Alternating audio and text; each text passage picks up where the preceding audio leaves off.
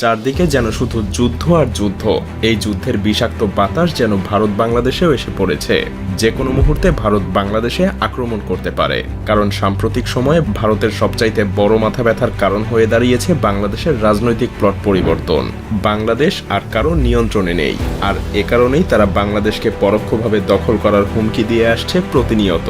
যদিও এগুলোকে রাজনৈতিক বক্তব্য বলেই উড়িয়ে দেওয়া যায়, কিন্তু আসলেই যদি ভারত এমনটা করার চিন্তা করে থাকে তাহলে কি পরিস্থিতি দাঁড়াবে? বাংলাদেশ কি পারবে পৃথিবীর চতুর্থ বৃহত্তম ভারতের মতো সামরিক দানবের মুখোমুখি হতে, নাকি নতুন আর একটা গাজায় পরিণত হবে? নাকি ভারত বাংলাদেশকে আক্রমণ করলে নিজেই বিভক্ত হয়ে যাবে, আলাদা হয়ে যাবে সেভেন সিস্টার? আজ চলুন সেই বিশ্লেষণই করা যাক।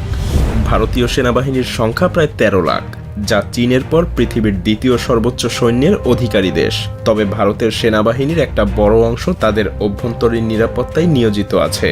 কাশ্মীর, মধ্যপ্রদেশ এবং পূর্বাঞ্চলের 7টা রাজ্যের, যাদেরকে আমরা সেভেন সিস্টার হিসেবে জানি, সেখানকার বিদ্রোহীদের দমন করতে ভারতীয় সেনাবাহিনীর একটা বিশাল অংশ সেখানে নিয়োজিত আছে, আর তাদেরকে সেখানে থাকতেই হবে। তা না হলে সেভেন সিস্টার সহ আরও বেশ কিছু রাজ্য বিভক্ত হয়ে যাওয়ার প্রবল সম্ভাবনা আছে।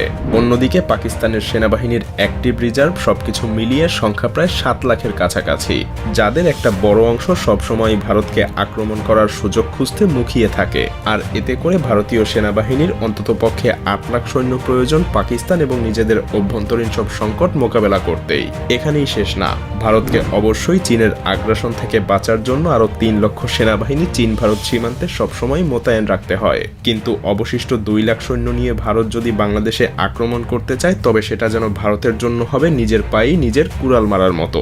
কেন বলছি এই কথা? কারণ সামরিক বিশেষজ্ঞরা মনে করেন কোনো দেশকে দখল করতে গেলে সেই দেশের শক্তির চাইতে 3 গুণ সৈন্য থাকা প্রয়োজন। মজার ব্যাপার হলো, আপনি যুদ্ধ বিমান দিয়ে শত্রুর দেশকে শুধু ধ্বংসই করতে পারবেন, কিন্তু দখলে নিতে গেলে অবশ্যই আপনাকে সেখানে মোতায়েন করতে হবে পদাতিক বাহিনী। আর তাই ভারতের 2 লাখ সৈন্য দিয়ে বাংলাদেশকে দখলে নেওয়া সম্ভব না, কারণ বাংলাদেশের সেনাবাহিনীর সংখ্যাও একেবারে কম না। আর তাই বলাই যায়, এই পরিস্থিতিতে ভারতীয় সেনাবাহিনীর জন্য বাংলাদেশকে আক্রমণ করা অসম্ভব হয়ে দাঁড়াবে। তবে এখানে চীন পাকিস্তান নিজেদের স্বার্থে ভারতকে সীমান্ত থেকে দূরে ব্যস্ত রাখতে বাংলাদেশকে অস্ত্র দিয়ে সহযোগিতা করার সম্ভাবনা অনেক বেশি, যা ভারতের জন্য কাল হয়ে দাঁড়াতে পারে। কিন্তু ভারতের সক্ষমতা কিন্তু এখানেই শেষ না, কারণ তাদের আছে পৃথিবীর অন্যতম আধুনিক এবং বিশাল শক্তির বিমান বাহিনী। তবে মজার ব্যাপার হলো, তাদের সেখানেও রয়েছে বেশ দুর্বলতা, কারণ তাদের পর্যাপ্ত যুদ্ধ বিমান আছে ঠিকই, কিন্তু লজিস্টিক সহযোগিতা করার সক্ষমতা অতটাও নেই। কারণ ভারতীয় বিমান বাহিনীর কাছে মাত্র 10টা হেভিওয়েট পরিবহন বিমান এবং 30টা মিডিয়াম ক্যাটাগরির লজিস্টিক বিমান রয়েছে। অথচ ভারতের মতো একটা বিশাল দেশে সৈন্য এবং রসদ মোতায়েন করতে এই কিছু ট্রান্সপোর্ট বিমান কোনোভাবেই যথেষ্ট হবে না। যেমন 2020 সালে চীনের সংঘর্ষের সময় ভারতের ট্রান্সপোর্ট ফ্লাইটের অভাব স্পষ্ট হয়ে উঠেছিল। বেশ কয়েক সপ্তাহ সময় লেগেছিল ভারতের সৈন্য এবং সরঞ্জাম মোতায়েন করতে। এর ফলে বাংলাদেশের বিরুদ্ধে যুদ্ধ করতে গেলে ভারতের বিমান বাহিনীর লজিস্টিক ফ্লাইট কোনো বড় ভূমিকা পালন করতে পারবে না। তবে ভারতীয় বিমান বাহিনীর কাছে প্রায় সব মিলিয়ে 500টা যুদ্ধ বিমান আছে, এবং এতে কোনো সন্দেহ নেই এত সংখ্যক বিমান দিয়ে তারা অল্প কিছু সময়ের মধ্যেই বাংলাদেশকে ধূলিসাৎ করে দিতে পারে। কারণ বাংলাদেশের কাছে এমন কোনো শক্তিশালী যুদ্ধ বিমান নেই যা ভারতীয় ফাইটার জেটগুলোকে মোকাবেলা করতে পারবে। সেই সাথে নেই তেমন কোনো শক্তিশালী আকাশ প্রতিরক্ষা ব্যবস্থা। তবে এখানেও ভারতের জন্য বিপদ রয়েছে, কারণ ভারতের বেশিরভাগ যুদ্ধ বিমান কাউন্টার স্ট্রাইক মিশন পরিচালনা করতে সক্ষম না। হ্যাঁ, ভারতের কাছে আছে 270টা SU-30, এছাড়াও MiG-21 এবং জাগুয়ার ফাইটার জেট। কিন্তু মজার ব্যাপার হলো, এগুলো বর্তমানের আধুনিক যুগে কিন্তু বেশ পুরনো মডেল। ভারতীয় বিমান বাহিনীর একমাত্র কার্যকরী অ্যাটাক মিশন বিমান হলো মিরাজ 2000 এবং ডাসাল্ট রাফায়েল যুদ্ধ বিমান, কিন্তু এদের সংখ্যাও প্রয়োজনের তুলনায় খুবই কম। তাছাড়াও ডাসাল্ট রাফায়েলের মতো যুদ্ধ বিমানগুলো কিন্তু বাংলাদেশে ব্যবহার করার মতো সুযোগ নেই, কারণ ভারতের কাছে মাত্র 36টা রাফায়েল ফাইটার জেট আছে, এবং এগুলো মূলত চীন এবং পাকিস্তানকে মোকাবেলা করার জন্য প্রতিনিয়তই ভারতকে প্রস্তুত রাখতে হয়। তাই বলাই যায়, ভারতীয় বিমান বাহিনীর জন্য বাংলাদেশে ব্যবহার করা যেতে পারে এমন যুদ্ধ বিমানের সংখ্যা খুব বেশি না।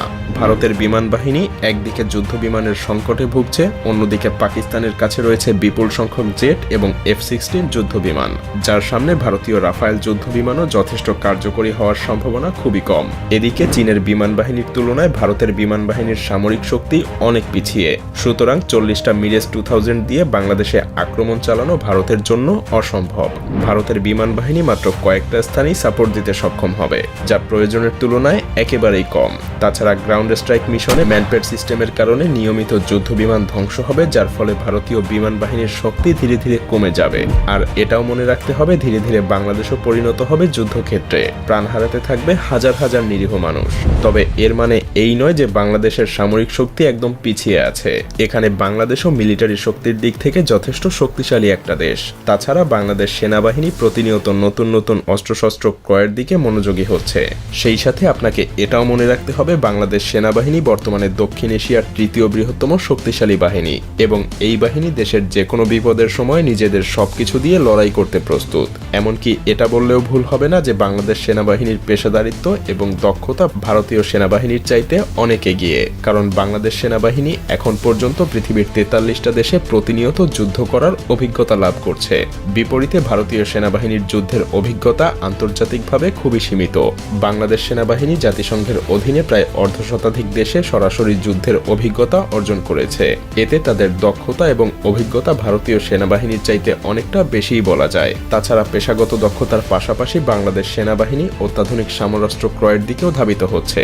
বিশেষ করে বিভিন্ন আগ্রাসন মোকাবেলায় বাংলাদেশ পৃথিবীর বিভিন্ন দেশ থেকে যুদ্ধ ট্যাঙ্ক, যুদ্ধ বিমান এবং অন্যান্য সমরাস্ত্র সংগ্রহ করছে, যা বাংলাদেশের নিরাপত্তা ব্যবস্থা আরও মজবুত করবে। এমনকি বাংলাদেশ তুরস্কের কাছ থেকে বেশ কিছু সংখ্যক বর্তমান পৃথিবীর সবচাইতে অত্যাধুনিক ড্রোন বায়ারাক্তার TB2 কিনেছে। আরও কিছু সংখ্যক কেনার জন্য চুক্তিও করেছে, যার মাত্র 50টা দিয়েই ইউক্রেন হাজার হাজার রাশিয়ান যুদ্ধযান ধ্বংস করেছিল। সেই সাথে সমরাস্ত্রের উৎপাদন বাড়ানো এবং বাইরের দেশ থেকে আধুনিক অস্ত্র ক্রয়ের মাধ্যমে বাংলাদেশ সেনাবাহিনী আরও শক্তিশালী হওয়ার চেষ্টা করছে। 2030 সালের মধ্যে এই সমস্ত নতুন অস্ত্র বাংলাদেশ সেনাবাহিনীর বহরে যুক্ত হবে, যা বাংলাদেশকে এক নতুন উচ্চতায় পৌঁছে দিবে। তাছাড়াও বাংলাদেশের সেনাবাহিনীর কৌশলগত শক্তি বৃদ্ধি করতে সবচাইতে গুরুত্বপূর্ণ পদক্ষেপগুলোর মধ্যে একটা হলো অ্যাম্ফিবিয়াস ট্যাঙ্ক। সম্প্রতি বাংলাদেশ চীন থেকে 54টা অত্যাধুনিক উভচর ট্যাঙ্ক অর্ডার করেছে, যা পানিতে এবং মাটিতে দুই জায়গাতেই বেশ কার্যকরীভাবে চলতে পারে। এই ট্যাঙ্কগুলো এমনভাবে তৈরি যা তীব্র স্রোতেও অনায়াসেই চলতে পারে। এগুলো বিশেষ ধরনের হামলা চালানোর জন্য অত্যন্ত কার্যকরী, যা বাংলাদেশের প্রতিরক্ষা শক্তি আরও মজবুত করবে। আর তাছাড়া চীন ভারতের কাছে এই ট্যাঙ্কগুলো বিক্রিও করবে না। তবে পরিশেষে আমাদেরকে একটা কথা মনে রাখতে হবে যে যুদ্ধ কখনো শান্তি বয়ে আনতে পারে না, কারণ ভারত যদি বাংলাদেশের উপরে আক্রমণ করে তবে হয়তো তারা দখল করতে পারবে না, তবে ধ্বংসস্তূপে পরিণত হতে পারে বাংলাদেশ। প্রাণ হারাবে হাজার হাজার লাখ লাখ মানুষ।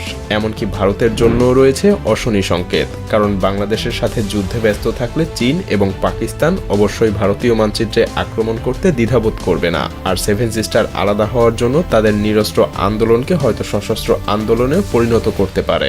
এমন ভয়াবহ কিছু হলে দুইটা দেশই ক্ষতিগ্রস্ত হবে। আর তাই প্রতিবেশী দুইটা দেশের জনগণের উচিত এমন কোনো উস্কানিমূলক কার্যক্রম না করা যাতে দুই দেশের মধ্যে বন্ধুত্বপূর্ণ সম্পর্কের পরিবর্তে শত্রুতার সৃষ্টি হয়, কারণ এতে উভয় দেশই ক্ষতিগ্রস্ত হবে।